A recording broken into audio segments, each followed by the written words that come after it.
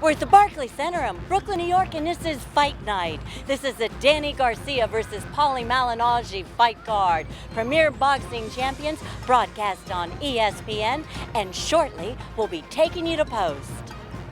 It was an exciting night of boxing at the Barclays Center.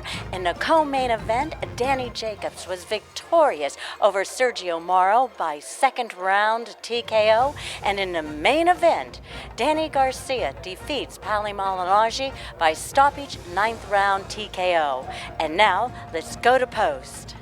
Daniel, Kristal here, Cyber Station Radio in Boston. Do you think this is a step back in terms of a fight? I mean, you got knocked down, unfortunately, by Sergio Mora. You did knock him out, but do you feel that fans are going to get on you because you did get knocked down by a guy who's considered a soft puncher? I'm definitely going to feel it from the fans on that one. I mean, that's without a doubt. But then again, this is something that comes with the territory. It's something that I'm used to. I've got a lot of criticism over my career, a lot of criticism from the boxing world, and it's something, like I said, that comes with the territory. Who am I to? Muhammad Ali, Floyd Mayweather, all the greats have gotten criticism and been considered bums and been considered this and that. I'm no better than those guys to say that, I'm above that. So I take it, it comes with the territory, and I just do what I've been doing, and that's winning. T-shirt, you ain't got nothing for me, T? Yeah. Come on, brother. We were talking about Sergio earlier this week, and we're talking about Yeah. he was actually going to go for the knockout. I mean, were you surprised when he knocked you down? What's that reaction like? How did you feel getting back up? Well, I got flash knocked down for the first time against Martin Murray when we fought as an amateur in London. And it kind of just replayed in my mind again because when I got dropped, I was like, oh my goodness, like this guy just really dropped me. Like I'm real prideful when it comes to that stuff. So when Martin dropped me, I just ran right after him and I started throwing tons of punches, and I beat Martin Murray twice for the record. And it was the same thing with Mora. I was just like, this guy caught me and I was off guard, but it's a lesson learned. I'm glad I got the victory, but I knew I wanted to come in there and prove something, that he couldn't go the distance with me. I'm a true middleweight, and he's coming up and he's saying he's gonna knock me out when the guy has like 9 knockdowns. Now, granted, he got a drop. Now, that's enough that I'll give him. I won't give him too much. And he got that, but we came back strong and we did what we had to do to finish the fight. Yeah. Hey, Danny, do you see yourself as a different fighter now that you went through some trials and tribulations, payroll and all that, Yeah. that went down, and now you're getting like, what, six straight knockouts? Yeah, I mean, I think, yeah, listen now. I think I'm become a man now, Discipline is something that, as a kid, young adult, it's kind of hard to grasp and take it serious when everything comes easy. When you're talented and you're so naturally gifted and things come easy, you're not mature enough to kind of harvest those gifts. And as I got older and all the challenges that I faced in my life just made me realize that nothing is promised. And if you have a special gift that God has given you, you harvest it and make it the best out of it. Because, I want to be considered a Hall of Famer one day. I want to be considered one of the best. You can never be the best. Kind of hard to figure that out. But as long as I'm in the Hall of Fame, as long as I'm doing something that people are proud of, that my fans are proud of, and my family, I'm cool with that, But I want to have a long career and get out of the sport still with my brains so I can commentate. I just knew he wasn't going to have enough for me tonight. I knew I trained too hard. I knew I was the bigger, stronger, faster man. We were faster tonight, right? Yeah, we were faster. I believe so. I'm going to go back to the tape. Congratulations. Thank you. A lot of people thought going into this fight that this was what was going to happen, that you were going to be too big, even at the new weight, too strong, too quick, too young, too fresh, all that stuff, and that you would roll right through him. Now that you've done that, was there anything that happened in those 9 rounds that gave you pause whatsoever from him in his arsenal at all? That made you think? No, I knew Paulie Malignaggi was going to go in there and box and try to, I figured he was going to clinch me a lot. Use his jab, try to offset my rhythm. I'm pretty sure he watched tapes from my older fights with guys that had a little bit of success. So I knew that was kind of his style. But we prepared perfect for this. We prepared not to get desperate and just stay calm, land the body shots, and just break them down. One other question for you, Paulie, or Danny. Did you think at any point that Paulie in that fight could have been stopped earlier? Because you were laying a beating on him, 6, 7, 8, that maybe the ref could have stepped in a little bit earlier? It really didn't seem like that, to be honest with you. When I was in there with him, it felt like he was still moving. I felt a little pop in his jab still. He was still getting off some strong punches. So I didn't feel like he was breaking down until I stepped it up in that last round. Hey, congrats, Danny. Thank you. That was great.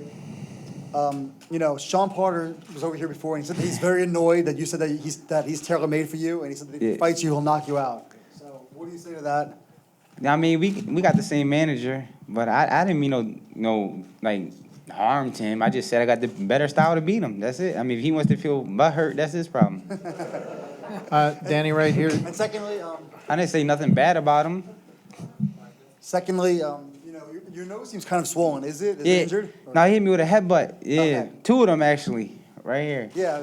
Is it broken or anything? No, it ain't broken. I could breathe. Danny, early in the fight, it seemed that you were hitting him with a lot of right hands, but then in the middle rounds, did you feel like it was your left that you took control with the body shots, the uppercuts, and even the jab? Yeah, I felt like he was starting to feel that right hand, so he started to get under me. So I try to come underneath with body shots and just try to back him up with the jab. And I just had to stay calm and follow the game plan and just don't get desperate. And that's exactly what we did tonight. Danny, you had said before the fight that, What is that? that trying to make 140 for the last 2 years, really drained you. You didn't have the snap on the punches. These extra 7 pounds or almost 7 pounds, how much does that help going forward, to getting back to where you were?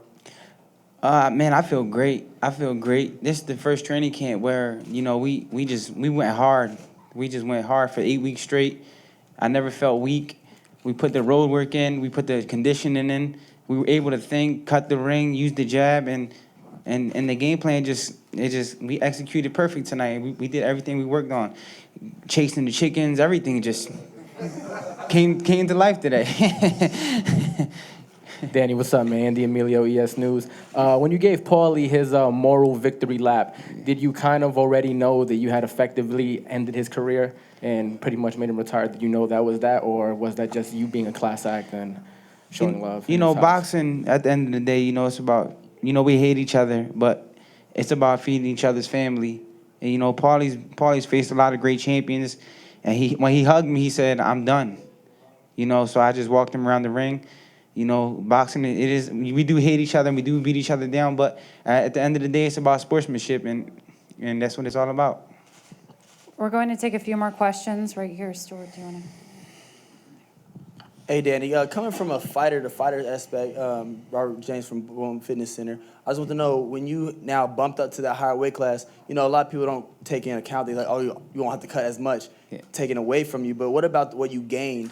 Is your legs stronger? Are you feeling like more upper body? I mean, what is it that, I know obviously you're throwing those big dynamite shots, but is it more your legs that you can feel yourself be able to move to get to the angles better, or is it just the raw power up top? It's just, my body grew out of 140. My body grew out of 140, so I believe that any weight above 140 would have helped me. But we just didn't gain the weight and look fat and have, my body didn't look good. We trained hard. We did a lot of conditioning to make sure that I was 147 pounds solid, and I'll be able to use my speed and my power and cut the ring off and move my head. 2 more questions. Congrats on the win, Swift. Thank you. How does it feel to have a clear, concise victory after, the Peterson and Herrera? How does it feel to, you won, it's a wrap, and there's no debate?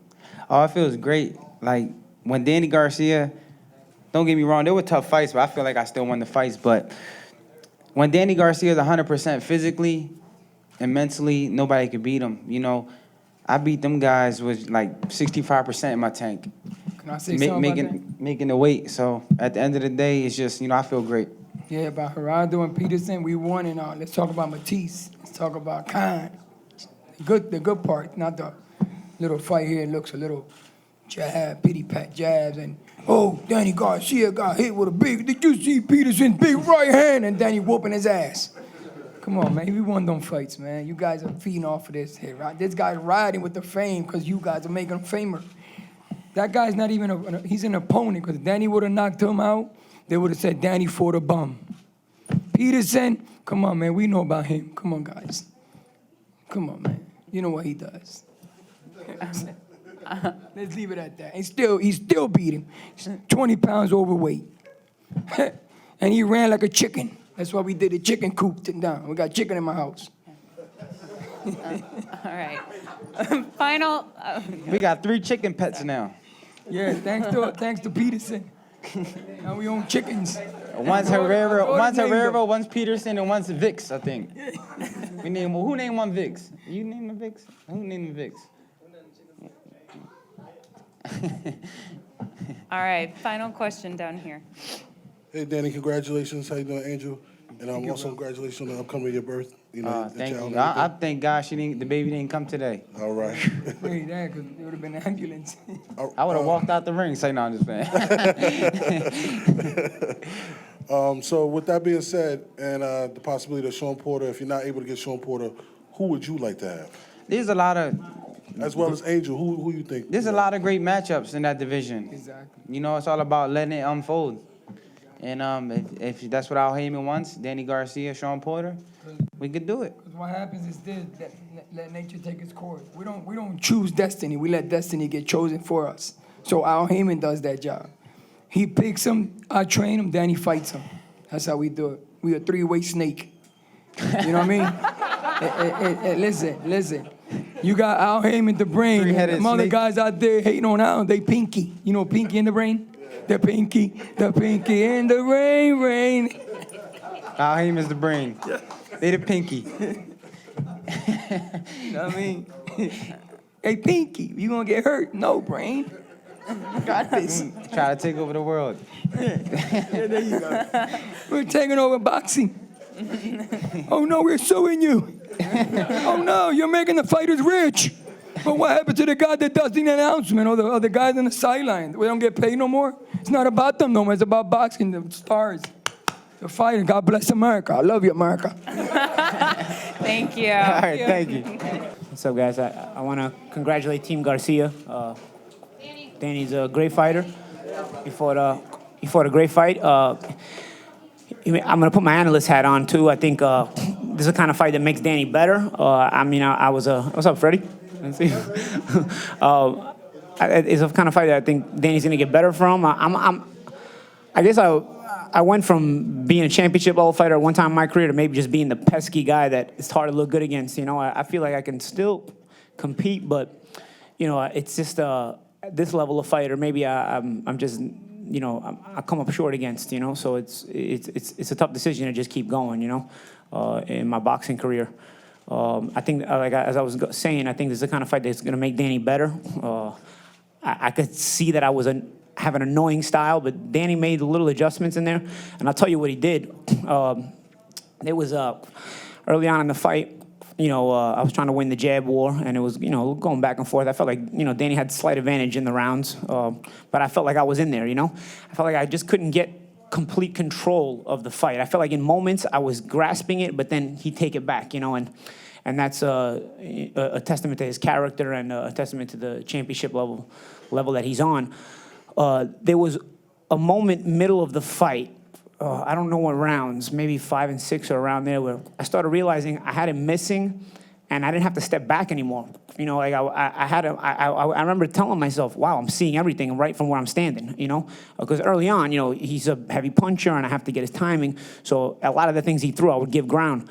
And I started realizing, like, around 5 or 6, I don't remember exactly, I guess I have to see the tape, but I started, like, making a miss right from where I was standing, you know, and sometimes we'd smother, end up chest to chest, and end up in a clinch, but I started thinking to myself, man, if I can keep doing this, I'm not going to waste any energy, you know, and I don't have to give ground. You know, maybe I can start backing him up off my jab, you know, and that's what I was trying to do, and then Danny made a really good adjustment. He started jabbing at my shoulder and at my chest, but really well, and he did 2 things with that. For one, he disrupted my timing. Number 2, actually did a few things, maybe more than 2 things. One, he disrupted my timing. Number 2, made my jab shoulder really sore, so it made it harder to jab at him. And then number 3, I was trying to make him pay for jabbing with me. Because, they say you don't hook with a hooker, you jab with a jabber. So I said, you know what? If he's going to jab with the jabber, I want to make him pay by coming over the top with counter right hands, And I kind of expected him to try to jab with me at times in the fight, so we worked on some counter right hands in camp over the top of the jab. But what his hard jabs to the chest and shoulder did was it would rock back my momentum. Because on a counter right hand, you're pulling your body weight back, and then you're pulling it over the top of the jab. When I would pull back my body weight to try to counter over his jab was real heavy right here. So I couldn't bring back the momentum because you basically change your momentum twice. You're going back and forward, you're rocking. So I would try to rock back, but his jab would hit me right here, and it would I couldn't bring my momentum back forward over the top of the jab. So it was a really good adjustment. And what it did was it kept backing me up, and it gave him the command of the pace, the control of the fight again. Again, I mean, in spots, I felt like I still could grasp control, but just not enough to control the fight. And then he got me with a good shot. And it was probably the last round.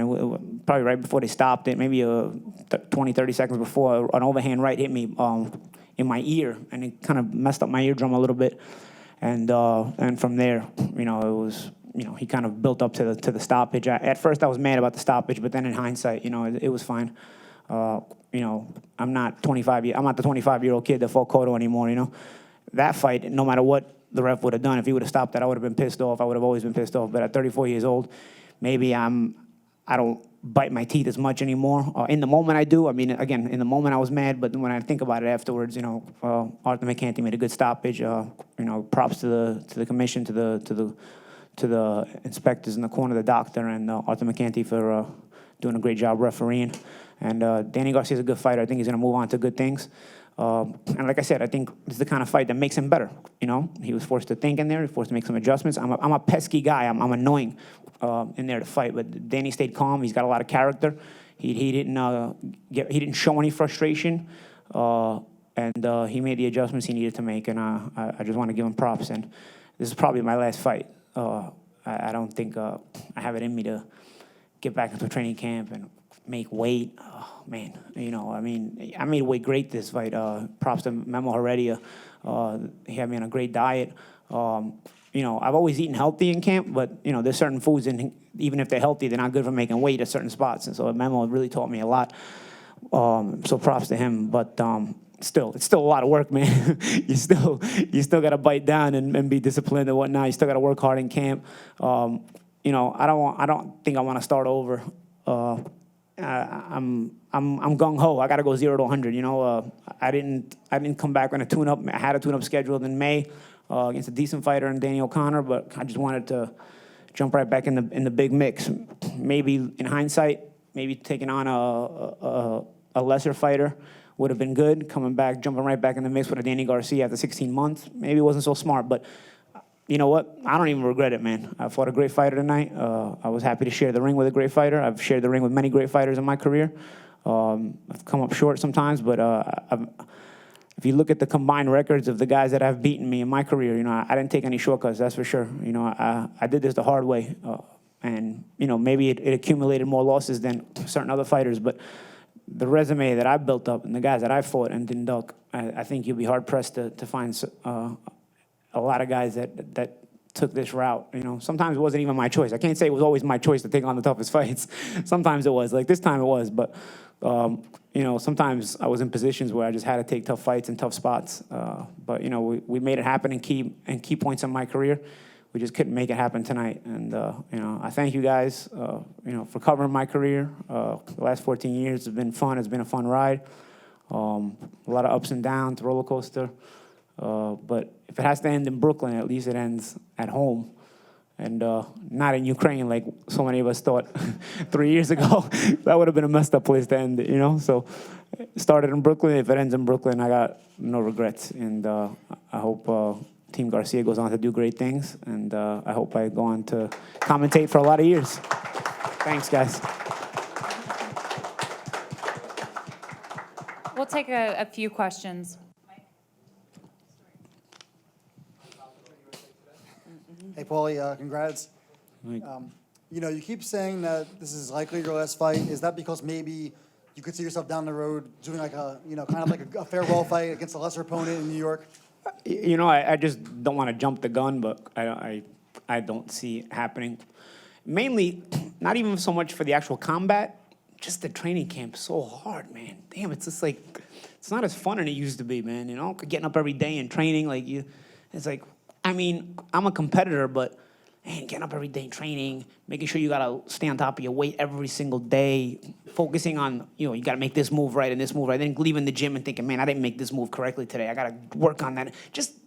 It's just stress, man, you know? It's like, and it's just not as fun as it used to be. I mean, I love my team. I've got a great team, and props to Eric Brown, my trainer, Orlando Carrasquillo, Pete Ferrazza right here, who you'll hear always in my podcast, which Peter Carr is there, which check out my podcast. That's the star of the show. But, Danny Milano's been my cut man almost throughout my career, Anthony Catanzaro. Big thank you to Al Heyman. I got to thank Al, and it's become cliche to thank Al Heyman, but I got to tell you why I thank Al Heyman in this particular situation. Nobody would have given me this opportunity. People would have laughed it off. Any other networks would have laughed it off. After taking tough losses in my career, I've always had to rebuild with lesser fights, rebuild with, a little bit at a time and going through less paying fights and whatnot. And Al believed in me enough to give me this opportunity. Now, I came up short. Hopefully, I didn't do myself a disservice. I mean, you guys, honestly, at the end of the day, are going to report on that, or whether I did or not. But, I wouldn't have gotten this opportunity if it wasn't for Al. I gotta really, really thank him for that, for giving me the opportunity at least to close out my career on this stage in this kind of fashion instead of, what might have been lesser fights or lesser stuff like that, So, like I said, it's cliche to thank Al Heyman, and people make jokes about it at times, but really, Al has been a big help to not just my career, but a lot of fighters. And it goes a lot deeper than just saying thank you to Al Heyman. He does a lot for us. Hey, Paulie, you've been in there with the Cottos, the Hattons, the Khans. This was Danny's first fight officially at 147. Where would you rate his power among those guys? He had pretty good power, man. I was being real sneaky at first, and I wasn't letting him get the full blunt of the force to land on me. Early on, even if the shots would land, they would land at like 50% because I was doing a good job of rolling back and rocking back with the shots and riding with them and catching them on my gloves. But then as I started tiring a little bit, maybe instead of 50%, like 80% started landing of the power, And I was like, man, I was starting to feel. Then, like I said, I think he busted my eardrum, or if it's not busted, it's definitely something happened to it. But in that ninth round, and that's a testament to also I think the weight helping him because he never showed any kind of late power before. Now, I'm not telling you he's the hardest puncher I fought, but he carried his power pretty well. I mean, I'm a former 140-pound fighter, just like he is. Now, how that power is gonna affect the true physical welterweights, I'm not sure.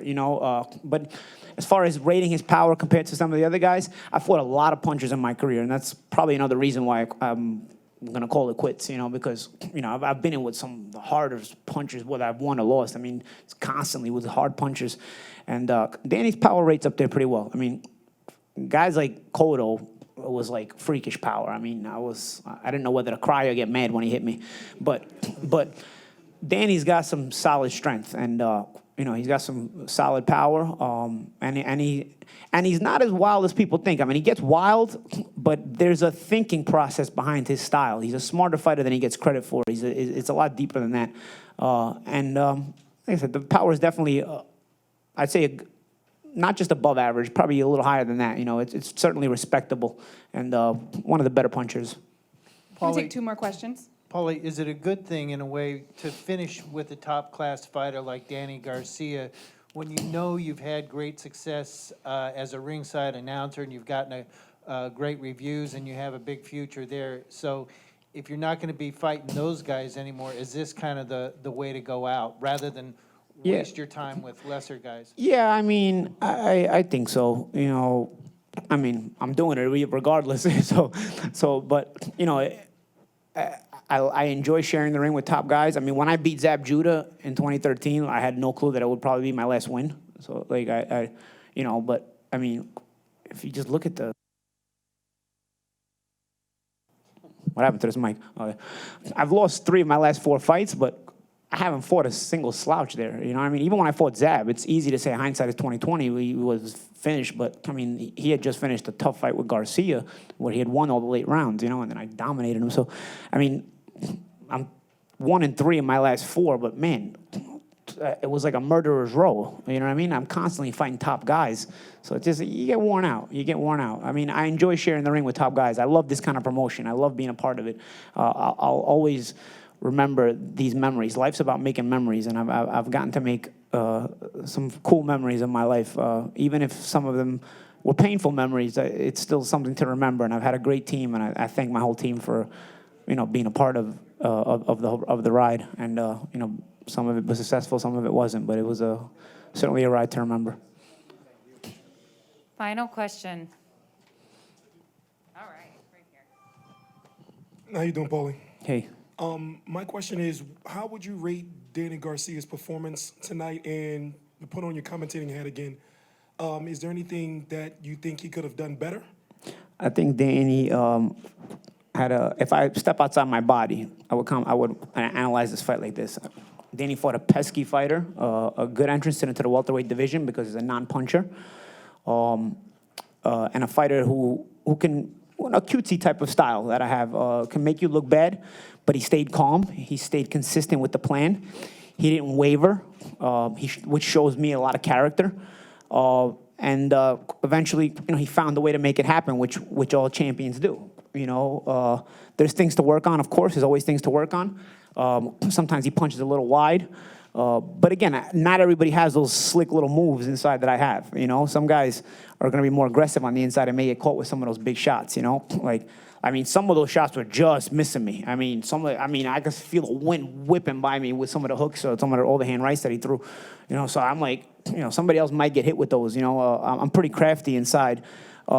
Maybe my offense isn't so great, but compared to some of the other guys he may fight, but defensively, he's going to find the target a lot easier with maybe certain other guys, you know? So I think it was a solid entrance into the welterweight division for Danny. I think it was a fight where he can learn because, you know, certainly a fight like this, you have to show patience in getting to me. I'm not just going to hand it to you. And he did that. And I think he'll get better from this, and, you know, he'll work on the things he needs to work on. I certainly think he's an improving fighter, and he's a thinking fighter. And like I said, he doesn't get the credit for his thinking ability in there, whether it's him or his father. Like I said, they made certain little adjustments in there that kept me uncomfortable in key spots. Thanks, Paulie. Thanks, guys. I'm Kristal Hart reporting from the Barclays Center here in Brooklyn, New York. Thanks for watching. Hope you've enjoyed the show, and we'll see you at the fights.